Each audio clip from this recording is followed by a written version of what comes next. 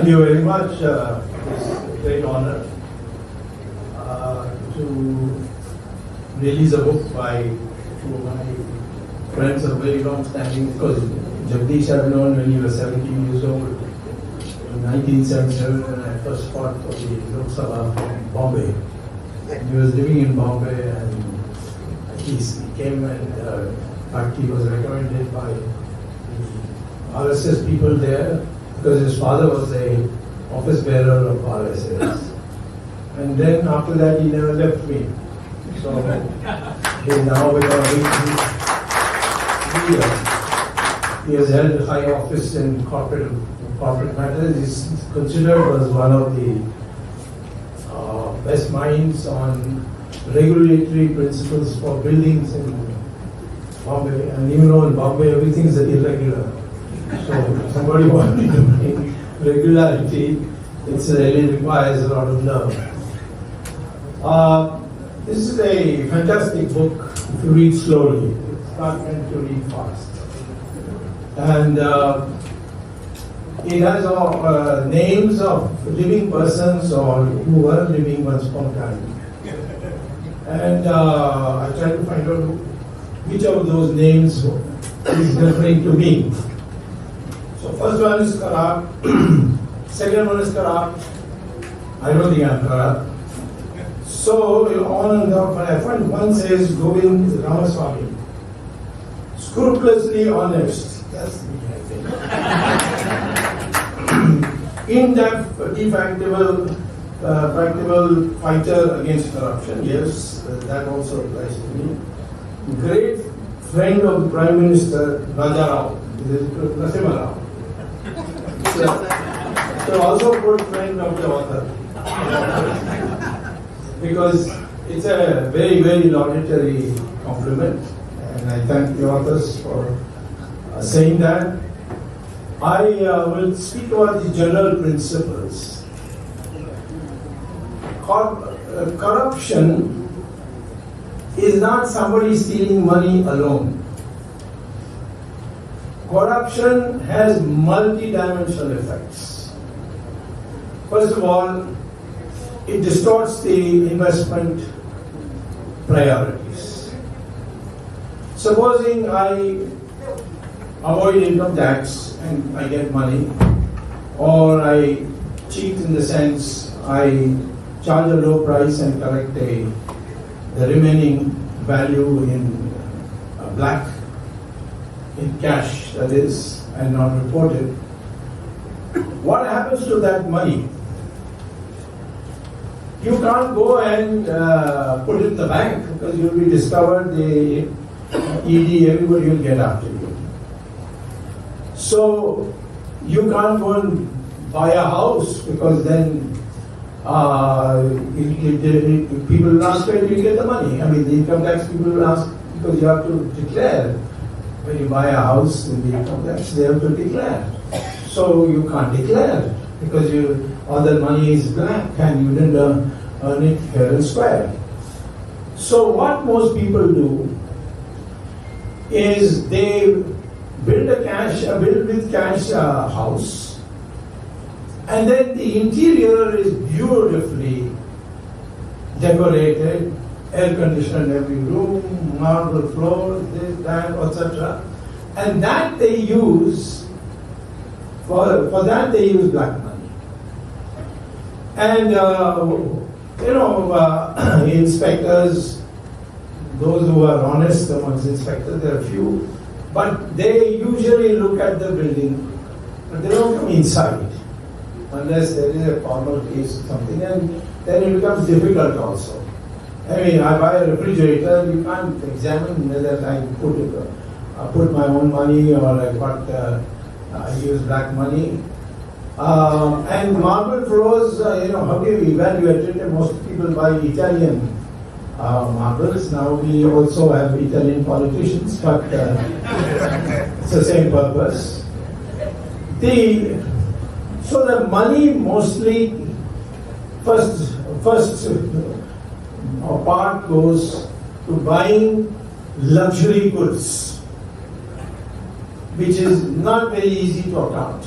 Again, if I build a house, and it's seen by everybody and it's beautiful, then people say, where did you get the money?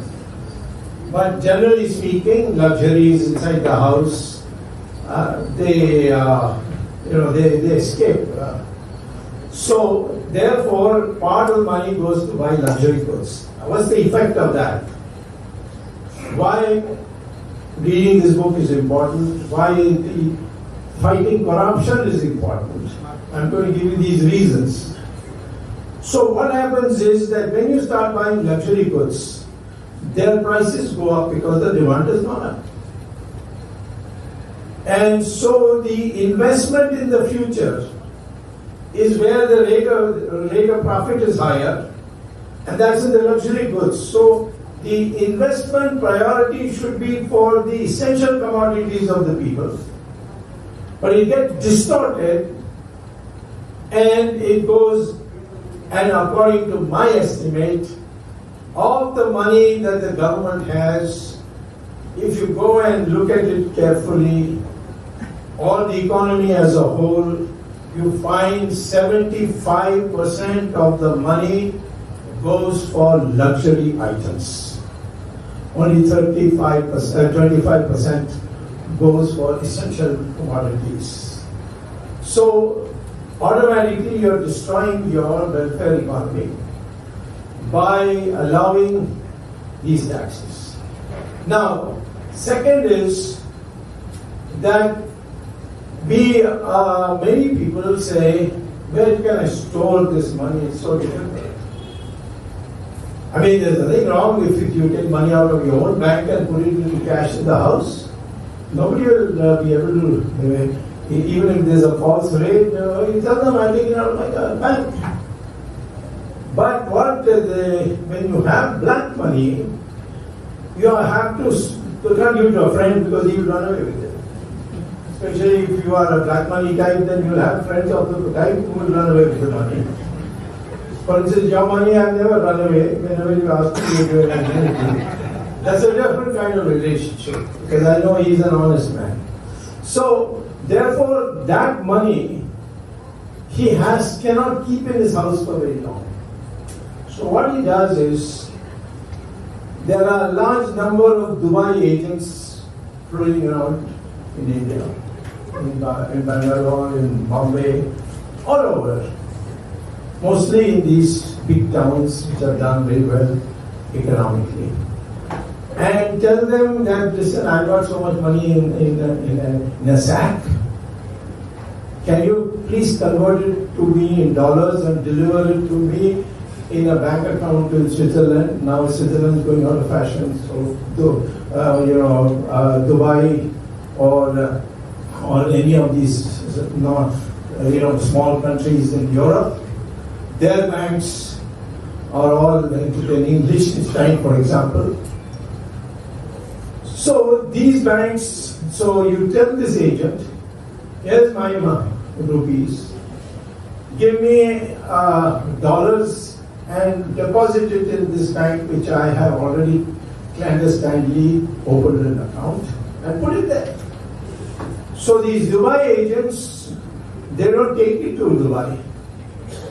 They phone up the guy in Dubai, his partner, and say that, you see, I have got so much money in rupees, and you convert this in your computer into, or your iPhone or whatever, into dollars, and deposit it in such and such bank.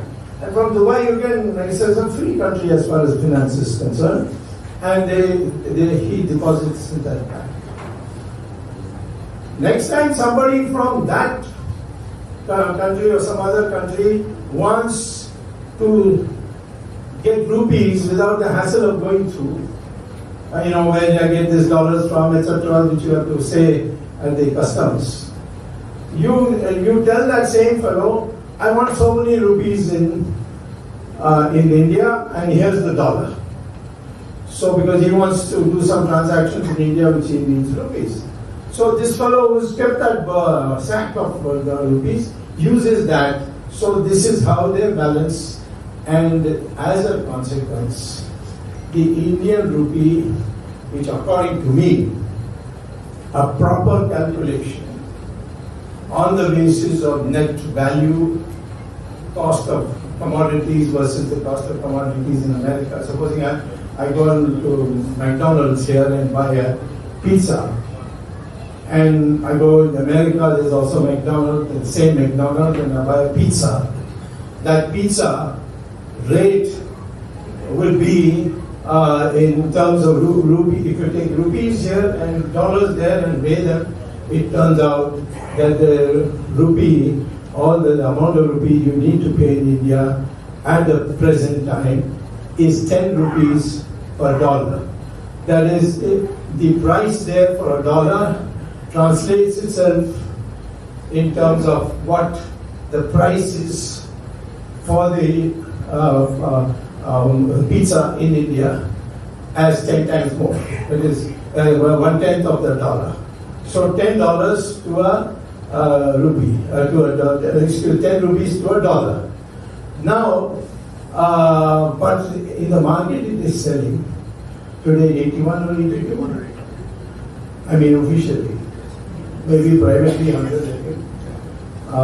So 81 rupees. Why is it 81 rupees? It's not based on demand and supply. It is the Reserve Bank and the crazy people in finance ministry who decide regularly which are picked up. When it comes to 81. So how does it affect you? Whatever you import now, you'll become more costly. Or if you want to buy dollars to send it, the more rupees will be coming out of your pocket. It distorts the economy that way. Then Mr. Chidambaram, and now I don't know whether I should call Nirmala Sitharaman Finance Minister, because all she does is she gets a file from the PMO and she puts a signature. And she's been told that you're a finance minister as long as you sign. And the work is done by all the lackeys of Mr. Modi in the PMO. So anyway, these people sit down and they, not now, but earlier on when Mr. Chidambaram was there, they cooked up something called a participatory vote. I don't know how many of you people here are heard of participatory votes. Participatory note is issued by only one country, and it's called Mauritius. So you come to Mauritius and give them dollars. They'll give you a piece of paper which says that you have put dollars in a bank. Many Indian banks are there with their branch office. You have deposited so many dollars. Then you come here with that piece of paper, go to the Reserve Bank and say, I have deposited so many dollars. And they'll give you 81 rupees per dollar. And then with that 80 rupees, you go to the stock market and you play the stock market. Make a killing. It's usually you know in advance which when it's going to rise. It's a rigged market. Our stock market is not a normal market. It's not like New York Exchange. It's a purely rigged market. Mr. Adani can rig it at any time. Most of the people can rig it, and many of the stockbrokers tell me, anytime you come, you want to earn some money, let me know, give me 4 days notice, I'll have that thing rigged to the bottom, you buy it at the bottom, then next day it will go up. So my professor who taught me, very famous Professor Samuelson, used to say that in Wall Street you can get the best returns by just throwing the dart. I said, what about India? He said, never go there. It's corrupt. And he just told me in the 60s. It's already happening there.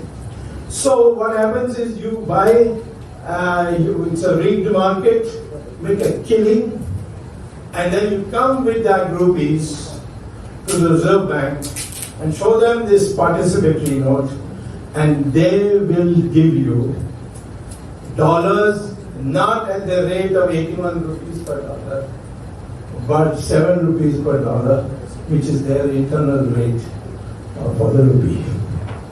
So it's a huge killing, and that money will go, that dollar will go to the bank and will be kept in the bank. So we had agreed in the last 2014 elections, and Mr. Modi had agreed that as soon as we come, there are 71 banks in the world which have Indian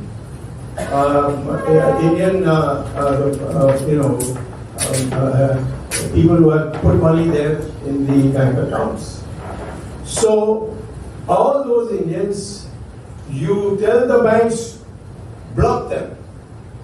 Do you have the power to say that? Yes, because 2005, the United Nations had a convention, and that convention was called the Anti-Corruption Convention.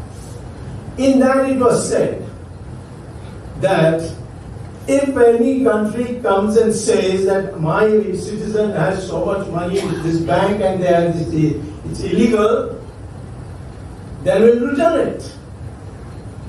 We will force, the United Nations will force these countries' banks to give the money to us. The Egyptians, you see, what was their dictator? Mubarak. He died and he left a lot of money in foreign banks. So they applied to the United Nations. They gave the name also, the Swiss bank. And the United Nations sent a letter. And they got all the money. Marcos, same thing. Gaddafi, same thing. But Sonia Gandhi, Modi is shivering. He has not done it even today. I prepared the letter, I said just put your signature, send it. And I told him how it can be done. And instead, he made sure that it will become finance minister. Because he has friends who he cannot let down. I have to be very frank with you. BJP cannot fight corruption. Not because every leader, unlike in Congress, you find a lot of top leaders as corrupt. A large number of the party workers are very honest people. But the policy making is blocked because of that. So this book is, he hasn't got the same nerve to write as I would have written. He's a diplomat, he lives in America, he's a very sophisticated man, but he has sent the message clear and loud. And I would advise you to send a copy to Govt. If I bring back all the money that is abroad, you know how much it is? $3 trillion. You know what the Indian GDP is? $3.4 trillion. Equal to our national income is in the banks, and this is yours because there is no way any of these people can claim it. So when you get a book like this, it's a good way to start. Because I would say that forget everything. If you want the economy to prosper, and you need money, actually the Indian problem, the economic problem is only one. There is a demand shortage in our country. Because people don't have money to spend. Middle classes are actually withdrawing from fixed deposits to meet it. I suggested, if you want to improve in the Indian economy, the first step, I wrote a piece recently in Hindu, The Hindu. And if you go back about 10 days, you will see it, where I've given the prescription. What you do is you abolish income tax. People say, if you abolish income tax, then it will be unfair, rich will get away better than poor and so on. First of all, there is no income tax in agriculture. Entire agriculture. That means 22% of your GDP is out already. Then in the non-agricultural sector, there are exemptions and exemptions and exemptions. Only the salaried class, middle class, their money is cut out at the source. But the others who are running businesses and so on, they have to file an income tax. And the amount asked for is so large that if you give 1/10 of it to the income tax inspector, he will clear your accounts without difficulty. So nobody pays income tax or doesn't pay the full income tax. And what happens with this luxury, this money? It goes into luxury production, which distorts your priorities. You should be investing in poor people's, middle class people. How do you do that? If you abolish income tax, the middle class will be damn pretty happy. Of course, the rich people will be somewhat happy because they have got chartered accountants. You are one, no? No. You are one. He just left. No, he's left. Yeah, I was going to say this. So they got chartered accountants, they can make it out. And then there's an agreement on how much should be paid for how much. So all this, why you are having all this? How much do you save? 6 lakh crores is the income tax revenue. That is nothing. Nothing compared to what you are getting in other matters. And if that is, you remove it, people will not spend it, and if they spend it, demand will go up. Automobile companies, they are now giving all kinds of discounts because there's no demand. So demand is the key thing, and the way to increase demand and make the middle class and the lower class happy, small and medium industries happy, is to lower the tax rate. In fact, abolish it. Then you make the fixed deposit interest rate, raise it to 9%. It's presently 4%, 5%, something like that. Middle class will put its money there. They are ready to wait for 5 years. So you get money that way also. You put money in the hands of the landless people, in the case of the people, daily wage workers, so on. Production will increase. Because companies don't have money to give, they are cutting down on projects. You can go to Bombay and see how many buildings are not yet being completed. So, all this is because you are weak in going after corruption in the form of black money. And black money can be removed if you remove the incentive. And you adopt some strictness. Some countries have done it and shown it. Most of Europe has shown it, although now they are being back. America, you made one mistake. The Internal Revenue Service will skin you alive. It's not that America doesn't have corruption, but it's a different kind of corruption.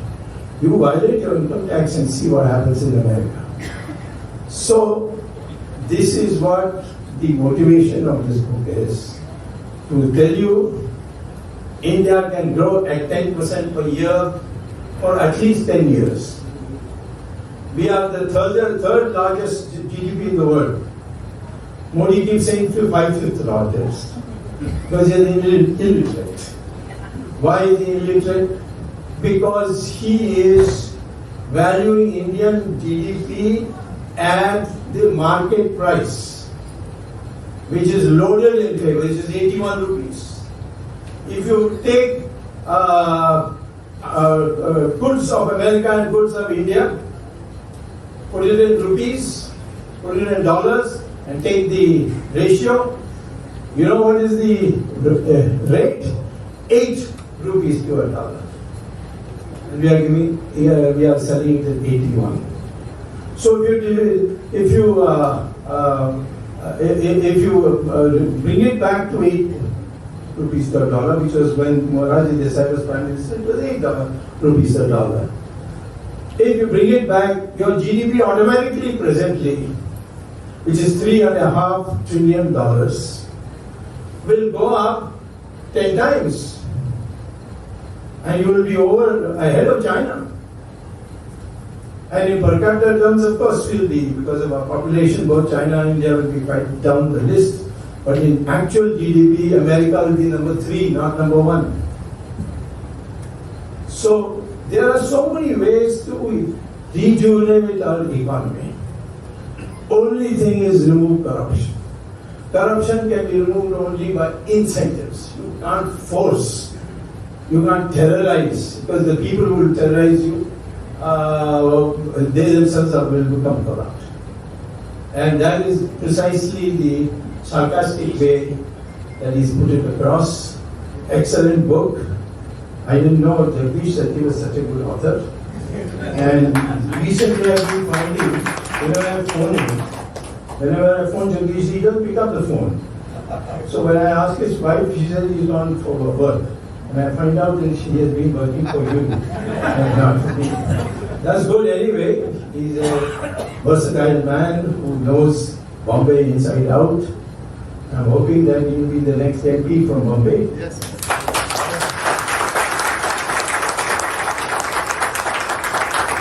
Because he's got experience. I was twice elected from Bombay. When the Shiv Sena was, I can speak that Madrasis should leave Bombay. That is the time I contested twice, 77 and 80. Jagdish Shetty was my agent, the election agent at the young age of 17, 18, 19, that kind of period. So I'd like to see him in Parliament, but the fact is that this book, both of them are offered. They have brought different experiences together. It's deciphering is a little, so read slowly and you will gain. And have faith for the future. If today we are not able to overtake China, I'm sure that in the future, because I remember when in the 60s and 70s, our growth rate was only 4% or 3.5%, the communists used to snigger and say, this is the Hindu rate of growth. Well, Narasimha Rao, the real Hindu, for the first time, because now I'm told that Manishankar earlier has condemned Narasimha Rao as a de facto BJP man. First BJP Prime Minister. First BJP Prime Minister.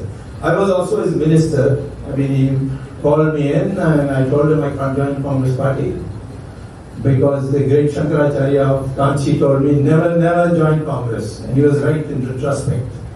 And but Narasimha Rao said, then I'll make you chairman of the GATT WTO Commission, give you cabinet rank, and then you can consult us. So Narasimha Rao raised it in 1 year time. He raised the rate of growth every year till the last year, when he made it, that is the 5th year, he made it 8%, the highest in our history. And after that, 8% is not a big deal now. We get 6%, 7%, 8% is not difficult. But at a time when everybody, and he abolished all these socialist controls like capital control, this control, that control, everything he abolished. People said India will fall apart. But it didn't happen. India grew. We used to have only one motor car those days, Hindustan. And I know, it was slightly better than a bullock cart, but it was there. Now, after Narasimha Rao, the number of companies that came in and put cars, now we got huge choice of cars. India is born to be a market economy, where people have the right to make decisions. Government can police, but government cannot direct. And that is to change. And if you want corruption to go, you have to decentralize. You don't have to give anybody privileges either to deny or to gift you anything. This kind of system has to be brought, and it should be an issue in the coming elections, where I am urging my party colleagues that kick out those who won't change, but make not only Hindutva as an issue, which is of course our basic issue, but market economy. Market economy comes within 10 years, we will overtake China, and we will be equal to America by another 5 years, and it's only a matter of time because America's strength is innovations. And who produces the innovations in America? You Indians who go and settle down there. Maybe we'll have the Indian Prime Minister also. And he'll be a Tamil Prime Minister. Yes, Vivek. So, but he's being abused already. People are not started attacking him, saying he is not one of us, he is a foreigner and all that. Anyway, we are all Indians who want to come back from America, they will welcome us once we get the economy. So, this confidence Indian people must have. We are, once upon a time, the world's most prosperous country in the world, up to 1776, when the Marathas defeated the Mughals. And after that, there were no Mughals left. Have you ever heard of a descendant of Aurangzeb today anywhere? They all disappeared. But unfortunately, so many years of fighting, we were depleted. And the British arrived at that time. And they took advantage. And then, of course, the silly Russian, pro-Russian or pro-Soviet Jawaharlal Nehru planning kept us back. And slowly we are coming. And I say that if the day we unite our country and we follow market economy in our sincerest best, this country will be number one once again, which we lost 1,000 years ago. Thank you.